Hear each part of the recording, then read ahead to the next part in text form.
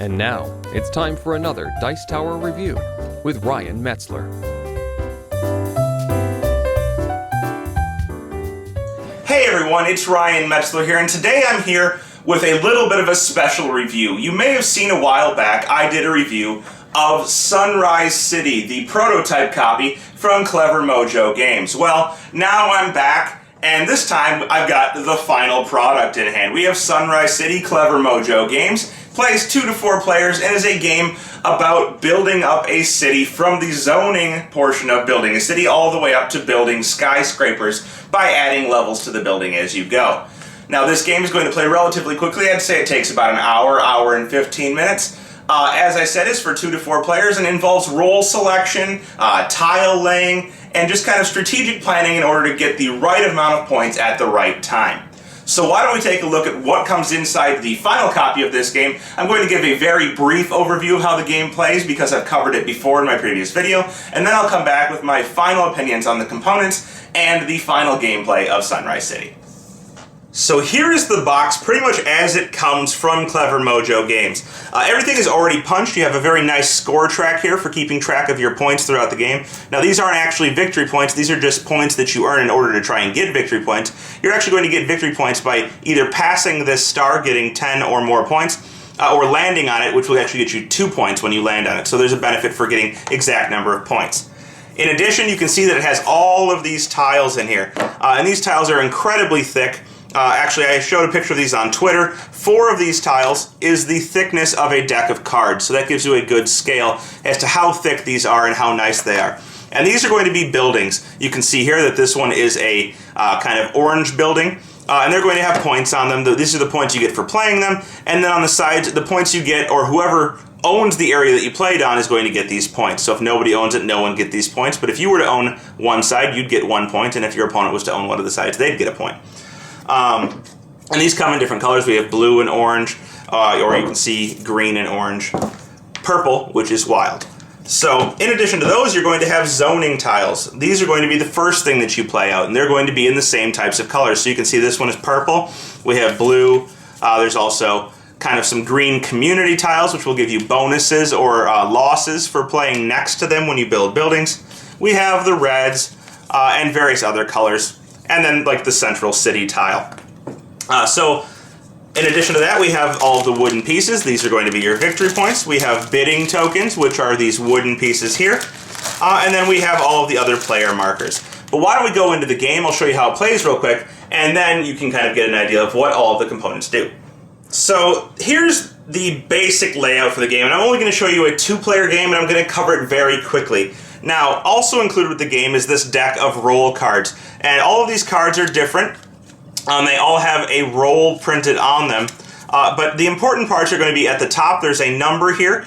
This is going to be the speed of the cards, so whoever chooses the lowest round or roll each round is going to go first, and then you're going to go in clockwise order, and then they all have a special ability. So for example, we have the county supervisor here that says during the zoning phase, when district points are awarded to any other player, you also receive equal number of points. So this is going to allow you to score points based on everybody else doing good in the game. There's a bunch of these, but essentially you're going to get a hand of these at the beginning of the game, and you're going to draft 3 of them, and then you're going to play all 3 of them throughout the 3 phases of the game, giving you some special benefit. Now, the game is going to take place over 3 rounds, as I just said, and each round is going to be divided into different phases. Now, the first phase is that everybody's going to choose one of these cards face down and play it. In addition to that, each player is going to get 4 zone tiles, which are these tiles that I showed you earlier with the different zones on them. And each player is going to get 4 buildings to use during the building phase. So they take 4 of these tiles and look at them and put them in front of them. At this point, as I said, they would choose their role, which may be changed based on what they have in their hand, and then everybody's going to reveal their role, and whoever has the lowest number is going to become the first player for the turn. And they're going to use their special abilities on their turns. After you've done that, you're going to go into the zoning phase, and during the zoning phase, in player order, players are going to take turns putting these different zones out, and they're going to have to place them so that they always match up at least sidewalk to sidewalk with 1 tile. So you can see here this blue one has 3 different sidewalks, and then it has water on a side. You can never play a tile so that it doesn't match up with at least 1 tile sidewalk to sidewalk. So they're going to start building from the center, and let's say this player placed this here. And the next player could place a tile, and let's say they had another blue tile, and they decided they were going to place that next to that tile. And this creates what is called a district. And for creating districts, you're going to score additional points. So in this case, let's say the yellow player played this card. They scored it, or they made a district of 2, but next to the blue tile they played is one other tile. This would score them 1 point for the extra blue tile next to them, and they'd move up on this track scoring points. If it had played adjacent, orthogonally adjacent to 2 other tiles, so they had played another blue out and it was orthogonally adjacent to 2, they would have gotten 2 points instead of the 1. Players are going to go around playing tiles in this manner until they manage to play all of the tiles from their hand. So let's say this player plays their wild here, and then a red goes here, and then another red goes there, and that player scores a point.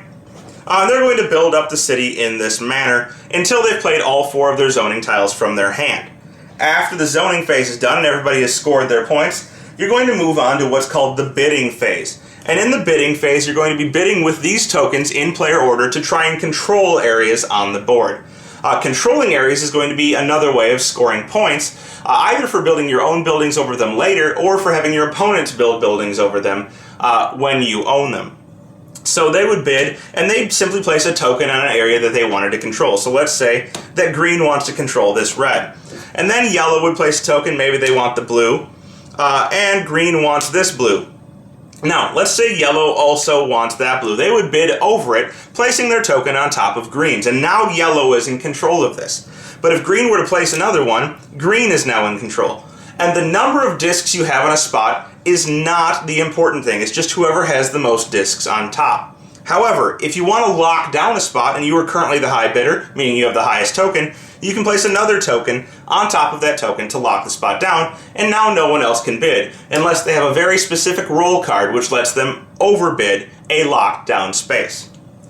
After you have finished the bidding phase, so let's say that all of the bidding had been done, something like this, and this was the final scenario, so let's put this one under here somehow.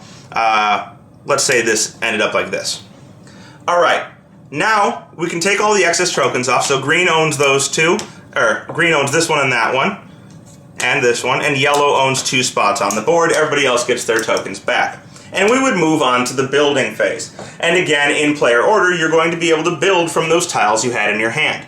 And what you're going to need to do is match up the colors on your tiles with the colors of the zones, noting that purple is always wild, can be played on top of anything, and anything can be played on top of a purple zone. So in this case, let's say that the green player had this tile here, a blue and a purple. They're going to build a first level building. Now, always make sure you can never build across water, which isn't a problem in this case, but if there were water facing some direction here, for example like this, I could not build over this area because the water is between the 2 zones. But as it was like this, green is going to build over this spot, and they own both of those pieces. So they build here, and for doing so, they're going to score several types of points. First, they're going to score 2 points here for having built the building, period. They're also going to score 2 points for owning the district on which the blue was placed, and they're actually going to score no points for owning the district where the purple was placed, and this will always be the case for purple. So for placing this tile, green is going to score 4 points, and they would move up on the track accordingly. And then let's say yellow wanted to play a card from their hand, and they happen to have this orange tile, or the red one. They're going to play this on this district because it's the only place on the board where it could be played. So they would build over this. They'd get 2 points for building the building. Green would get 1 point for owning the area where they built over, and yellow would get the other point for owning the other area. So in this case, yellow is going to get 3 points, moving them up to 4, and green will score 1 point for yellow having placed. On future turns, if there are no more first level places to be built, you can build over other buildings. And a great example is this one here. We have a orange, or a red, and a green here. And this can be placed on the board, not on the first level, but across these 2 buildings here, by matching the orange with the orange and the green with the purple. So let's say it's green's turn, they build this building. For building second floor buildings, you are never going to get bonus points. You are only going to get the points in the center of the tile. So in this case, green gets 5 points, which would move them past the star. They were at 6, they'd now have 11. For passing the star, they will get 1 victory point for the end of the game. If they had scored 4 points and landed exactly on the star, they would have gotten 2 points. After you've built a second level, you're going to put one of these markers on it, and this is going to go on every evened level of a building. And when you build over these, you're going to get extra points for each of these that are on there. On the second level, you would get 1 extra point, but if this had been the 4th level and you were building the 5th, you would get 2 extra points for having built such a high building. After the building phase or the construction phase is done, and you've handed out all of your points, you're going to move back to the next preparation phase, in which you're going to get more buildings, more zoning tiles, choose another one of your roll cards to play, and continue the game. After 3 rounds, whoever has earned the most points is going to be the winner. And that's the final copy of Sunrise City from Clever Mojo Games. So my opinions on the game are thus. The game is a very good game. The theme is fantastic. The components are top-notch.